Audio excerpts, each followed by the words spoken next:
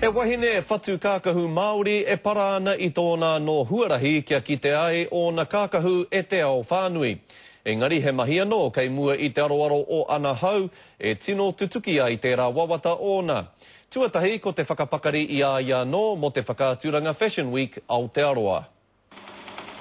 E tui nei ana hau I tōna huarahi ki te atāmira o te ao. Ko tai te wā, nā reira, ko tino hari ko mātai ko tuku whānau, nā te pukumahi, nā te aro atu ki te kaupapa, ara kua tai te wā mā mātou hei tūirunga I te ātamira. Koe nei ngā kākahu I toa ai a ana I te whakataitai mo ngā kai huahua kākahu Māori a Miro Maura, I tū I te ira marama. Ko te hua he tūranga ki roto I te whakaaturanga hirahira rawa o Aotearoa.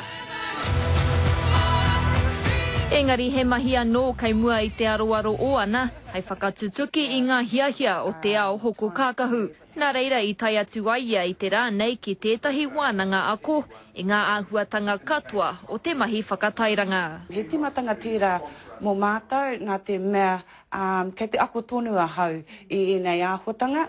Hei whāngai hoki I te hiakai o ana ki tēnei mahi, I tai atu ia ki te āporo nui I ngā marama kua taha. Hoa he maha ngā mea tāhua, he maha ngā mea rereke, hei poi aku whakaaro. Kua te kautaua ana e whakahuahua kākahu ana, ko te nuinga e whakaatu ana I ngā tikanga me ngā hītori o te ao Māori. Nā reira ko te pātai, mena he wahanga tō ngā mea Māori mo ngā kaihoko kākahu o te ao. Ko te mea kia tino koe o whakaaro me pēhea, kia pai hoki I te āhua ki ngā tāngata katoa. Aha kua ko tōna pai tata he hiki I te wero o Fashion Week.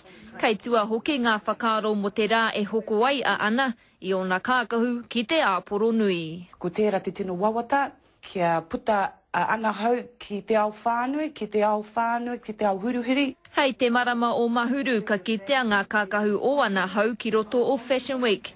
Ko wai ka mōhio he aha ngā hua, ka whai atu. Irina Smith, Te Karere.